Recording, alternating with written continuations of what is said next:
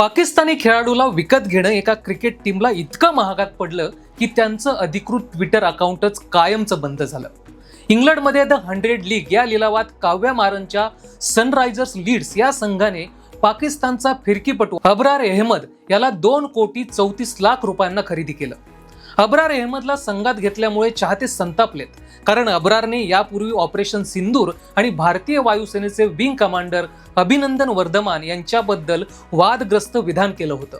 भारताची थट्टा उडवणाऱ्या खेळाडूवर काव्या मारनने कोट्यवधी रुपये खर्च केल्याने नेटकऱ्यांनी तिला लक्ष केलंय. 2008 नंतर IPL मध्ये पाकिस्तानी खेळाडूंवर बंदी आहे. जरी ही बंदी इतर देशातील लीगला लागू नसली तरी IPL संघाच्या मालकांनी परदेशातील आपल्या संघांमध्येही सहसा पाकिस्तानी खेळाडूंना घेण्याचं टाळलं होतं.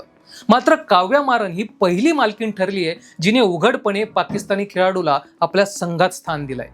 अब्रार अहमदच्या खरेदीची अधिकृत घोषणा झाल्यानंतर काही तासातच सनरायझर्स लीड्सचे अधिकृत ट्विटर अकाउंट सस्पेंड करण्यात आलं. प्लॅटफॉर्मने नियम मोडल्यामुळे हे अकाउंट निलंबित केल्याचं म्हटलंय, परंतु नेमके कोणते नियम मोडले हे स्पष्ट केलेलं नाही. अद्याप काव्या मारन किंवा सनरायझर्स समूहाने अधिकृतपणे कोणतंही स्पष्टीकरण दिलेलं नाही. भारतीय मालकीच्या टीममध्ये पाकिस्तानी खेळाडू असणं तुम्हाला योग्य वाटतं का ते कमेंट करून नक्की सांगा आणि क्रिकेटच्या अशाच इनसाइड स्टोरीजसाठी सबस्क्राईब करा जबरी खबरी.